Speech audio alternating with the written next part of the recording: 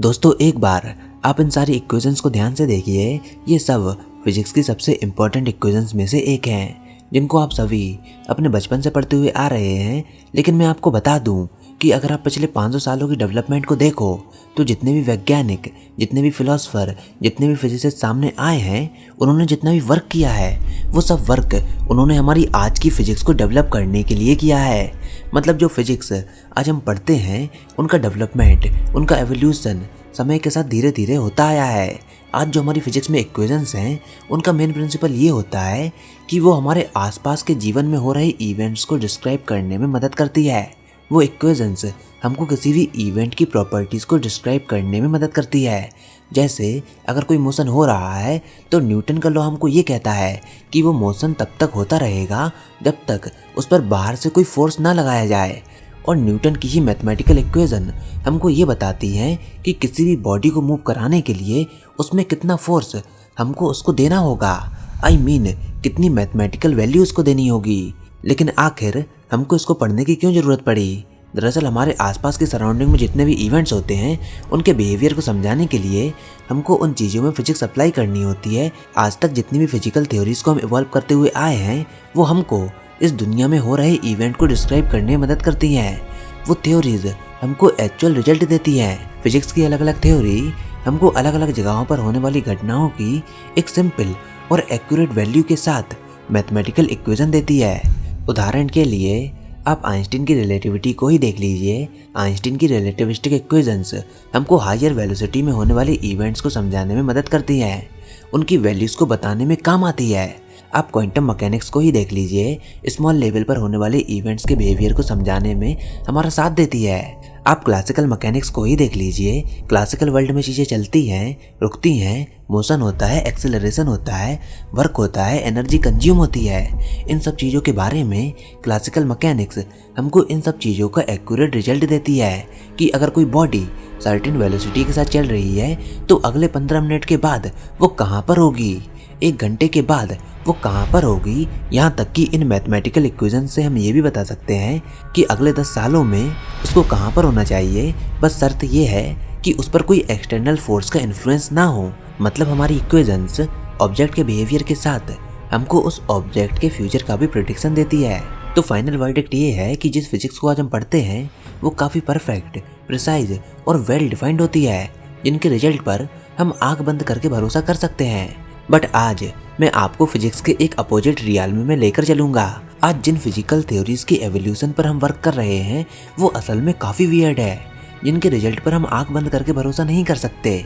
जिन physical theories को आज हम 21वीं सेंचुरी में डेवलप करना चाहते हैं उनका रिजल्ट काफ़ी नॉन लीनियर और अनप्रेडिक्टेबल होता है।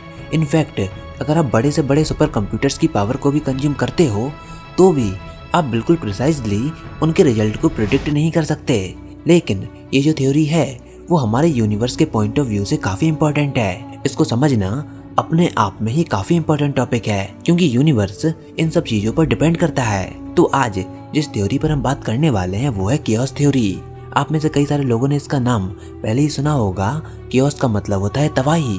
और हमारी पृथ्वी पर, हमारे पूरे यूनिवर्स में ऐसे कई सारे छोटे छोटे इवेंट्स होते हैं जिनको ना तो हम प्रिडिक्ट कर सकते हैं ना तो उनको हम रोक सकते हैं, जिनकी मैथमेटिक्स को हम किसी भी इक्वेशन से डिस्क्राइब नहीं कर सकते।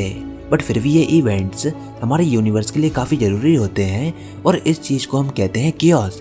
कियोस का मतलब है तबाही, यानी कि द साइंस ऑफ सरप्राइजेस। आप अपने ब्रेन में होने वाली एक्टिविटी को कंट्रोल नहीं कर सकते। आपका ब्रेन हमेशा हर समय कुछ ना कुछ सोचता रहता है। आप अपने ब्रेन में आने वाले रैंडम थॉट्स को कंट्रोल नहीं कर सकते। जहाँ पर हमारी ट्रेडिशनल साइंस प्रेडिक्टेबल फॉर्म में जैसे कि ग्रेविटी, इलेक्ट्रिसिटी, केमिकल रिएक्शंस, इन सब के बारे में डील करती है, वहीं पर कियोस थ्योरी नॉन लीनियर और अनप्रेडिक्टेबल इवेंट्स को डील करती है जिनको प्रेडिक्ट और कंट्रोल करना बिल्कुल इम्पॉसिबल है। जैसे कि turbulence, weather prediction, stock market, हमारे ब्रेन की स्टेट और भी कई सारी चीज़ें जिनको हम प्रेडिक्ट नहीं कर सकते। जैसे कि टर्बुलेंस, इसमें हम जानते हैं कि टर्बुलेंस के बिहेवियर को प्रिडिक्ट करना बिल्कुल इम्पॉसिबल है। जैसे कोई गैस अगर हवा में उड़ती है तो हम ये नहीं बता सकते कि उसमें रैंडम मोशन कहाँ पर होगा, इंडिविजुअल एटम कैसे टर्बुलेंस करेंगे। ऐसे ही अगर आप जलती हुई कैंडल को एकदम से बुझा देते हो तो स्टार्टिंग में तो उसका धुआं एक स्ट्रेट लाइन में जलता है, लेकिन फिर एकदम से वो टर्बुलेंट हो जाता है। ऐसे ही वेदर यानी कि मौसम को भी हम फुल एक्यूरेसी के साथ प्रिडिक्ट नहीं कर सकते। स्टॉक मार्केट के ग्राफ को, उसके बिहेवियर को 100% श्योरिटी के साथ नहीं बता सकते। ऐसे फिनोमेना ज़्यादातर हमारी फ्रैक्टल मैथमेटिक्स से डिस्क्राइब होते हैं, जिनके बिहेवियर इनफाइनाइट कॉम्प्लेक्स होता है। अब फ्रैक्टल बिहेवियर कई सारे नेचुरल ऑब्जेक्ट्स के पास होता है, जैसे कि लैंडस्केप्स, क्लाउड, ट्री, हमारे ऑर्गन्स, रिवर, लाइटनिंग और भी कई सारी चीज़ें हैं जिनकी फ्रैक्टल ज्योमेट्री होती है। उनका बिहेवियर कैसा होता है इसके ऊपर हम पिछली वाली वीडियो में बात कर चुके हैं। अगर आपने वो वीडियो नहीं देखी है तो उसको जरूर देखिए। तो अब कियोस थ्योरी की डेफिनेशन हमको ये कहती है, साइंस और मैथमेटिक्स की एक ऐसी ब्रांच जो कि रैंडम और अनप्रेडिक्टेबल सिस्टम के बिहेवियर को डिटर्मिनिस्टिक लॉज से समझाने की कोशिश करती है। वैसे तो कियोस थ्योरी काफ़ी कॉम्प्लेक्स टॉपिक है और इनफैक्ट ये अभी भी अपनी डेवलपिंग स्टेट में है, इसलिए इसको एक वीडियो में कवर करना पॉसिबल नहीं है। इसलिए इस वीडियो में हम केवल कियोस थ्योरी के प्रिंसिपल्स को ही जानेंगे कि वो कौन से प्रिंसिपल है जिन पर हमारी कियोस थ्योरी वर्क करती है। अगर आप उन प्रिंसिपल्स को समझ लेते हो तो आपको कियोस थ्योरी का पूरा एक बेसिक आइडिया हो जाएगा कि आखिर कियोस थ्योरी का एक्चुअल मतलब क्या है और कैसे ये हमारी दुनिया में होने वाले इवेंट्स के साथ जुड़ी हुई है। तो यहाँ पर टोटल 6 प्रिंसिपल्स हैं, जिनमें से सबसे पहला प्रिंसिपल है the butterfly effect. Chaos theory को समझाने के लिए ज़्यादातर लोग द बटरफ्लाई इफेक्ट का ही एग्जाम्पल लेते हैं। बटरफ्लाई इफेक्ट हमको ये कहता है कि अगर एक तितली न्यू मैक्सिको में अपना पंख फड़फड़ाती है तो उससे चाइना में एक हरिकेन आ सकता है, यानी कि तूफान आ सकता है। मतलब एक तितली के पंख फड़फड़ाने से एक बड़े तूफान का जन्म हो सकता है। सुनने में ये बात आपको काफ़ी अजीब लग रही होगी, क्योंकि एक बटरफ्लाई की विंग्स को फ्लैप करना एक काफ़ी छोटे इवेंट को दर्शाता है, लेकिन वो छोटा सा इवेंट समय के साथ इवॉल्व होने पर काफ़ी बड़े इवेंट को जन्म दे सकता है। हालांकि इसमें काफ़ी लंबा समय लग सकता है, लेकिन ये कनेक्शन रियल होता है, क्योंकि अगर बटरफ्लाई स्पेस टाइम के सही पॉइंट पर अपने पंखों को नहीं फड़फड़ाती तो उससे हवा प्रोड्यूस नहीं होती और ना ही वो हवा पत्तियों से टकराती और ना ही उससे हवा का एक झोंका बनता, और ऐसे ही वो हवा का फ्लो समय के साथ इवॉल्व होने पर ना ही एक तूफान को जन्म देता। मतलब हमारी इनिशियल कंडीशन में छोटा सा चेंज समय के साथ इवॉल्व होने पर ड्रास्टिक चेंज में बदल सकता है। अब आपको बटरफ्लाई इफेक्ट के कई सारे एग्जाम्पल मिल जाएंगे। इनफैक्ट हमारी खुद की लाइफ में भी बटरफ्लाई इफेक्ट वैलिड होता है। कभी कभी हमारे सामने भी सेम सिचुएशंस आती हैं जिनमें हम भी एक छोटा सा डिसीजन लेते हैं और वो डिसीजन समय के साथ हमारी लाइफ में होने वाले इवेंट्स को डिफाइन करता है। अब अपनी लाइफ में होने वाले ऐसे ही कुछ डिसीजन अगर आप लोगों के साथ शेयर करना चाहते हो तो नीचे कमेंट सेक्शन में जरूर लिखिएगा। वैसे बटरफ्लाई इफेक्ट पर मैं एक वीडियो पहले ही बना चुका हूँ, तो अगर आप उसमें इंटरेस्टेड हो तो डेफिनेटली वीडियो को जरूर देखिएगा। नाउ अब कियोस थ्योरी का दूसरा प्रिंसिपल है अनप्रेडिक्टेबिलिटी, जिसका ये कहना है कि क्योंकि हम किसी भी कॉम्प्लेक्स सिस्टम की इनिशियल कंडीशंस को पूरी तरह से सफिशिएंटली मेजर नहीं कर सकते, इसी कारण हम उस कॉम्प्लेक्स सिस्टम के फ्यूचर को भी प्रिडिक्ट नहीं कर सकते। इनफैक्ट उस सिस्टम की मेजरमेंट में हल्का सा भी स्मॉल एरर हमारी प्रिडिक्शन और रेंडरिंग को यूजलेस बना सकता है। इसका एग्जाम्पल है, हम इस दुनिया में मौजूद सारी बटरफ्लाइज के इफेक्ट को मेजर नहीं कर सकते, उनको मेजर करना इम्पॉसिबल है, इसलिए लॉन्ग वेदर प्रिडिक्शन करना भी इम्पॉसिबल है। हम 100% श्योरिटी के साथ नहीं बता सकते कि अगले 15 दिनों के बाद वेदर की कंडीशन क्या होगी। मतलब ये प्रिंसिपल हमको ये कहता है कि कोई भी कॉम्प्लेक्स सिस्टम जो कि काफ़ी ज़्यादा कॉम्प्लेक्स हो उसको प्रेडिक्ट हम नहीं कर सकते। हमारी मेजरमेंट में स्मॉल चेंज या फिर स्मॉल एरर ड्रास्टिक चेंज में बदल सकता है। तीसरा प्रिंसिपल है ऑर्डर एंड डिसऑर्डर। डिसऑर्डर का मतलब सिंपली तबाही नहीं होता, दरअसल टर्बुलेंस ऑर्डर और डिसऑर्डर के बीच में ट्रांजिशन को एक्सप्लेन करता है। ट्रांजिशन अलग अलग सरप्राइजेस में हो सकते हैं। हो सकता है ये सरप्राइज एक तबाही के फॉर्म में आए या फिर हो सकता है ये सरप्राइज किसी नई चीज के फॉर्मेशन के फॉर्म में आए। जैसे धरती पर एस्ट्रॉइड का टकराना, ये इसका परफेक्ट एग्जाम्पल है, क्योंकि अगर एस्ट्रॉइड नहीं टकराता तो फिर डायनासोर खत्म नहीं होते, और अगर डायनासोर खत्म नहीं होते तो आज इंसान जन्म नहीं ले पाते। तो मतलब एस्ट्रॉइड के टकराने के बाद डिसऑर्डर हुआ, लेकिन उस डिसऑर्डर से एक सरप्राइजिंग वे में एक नई लाइफ का फॉर्मेशन पॉसिबल हो पाया। नाउ फोर्थ प्रिंसिपल है मिक्सिंग।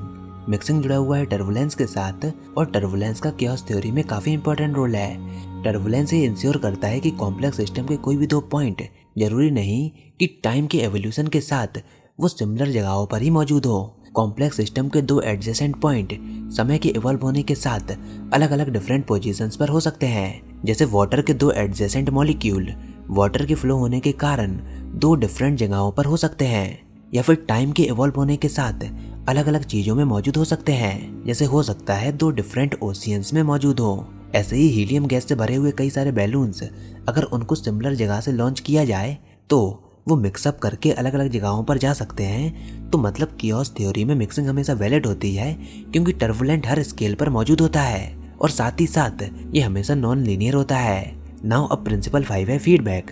कोई भी सिस्टम कियोटिक तब बनता है जब उसमें कोई फीडबैक मौजूद हो। इसका सबसे बढ़िया एग्जाम्पल है स्टॉक मार्केट। जैसे जैसे स्टॉक की वैल्यू हाई और फॉल होती है तो लोग स्टॉक्स को बाय करते हैं और सेल करते हैं, और बाय और सेल करने से डायरेक्टली स्टॉक के प्राइस पर इफेक्ट पड़ता है। इससे स्टॉक की वैल्यू क्योटिकली राइज और फॉल होती है। नाउ अब लास्ट प्रिंसिपल है फ्रैक्टल्स, जिनके बारे में आप लोग जानते ही होंगे।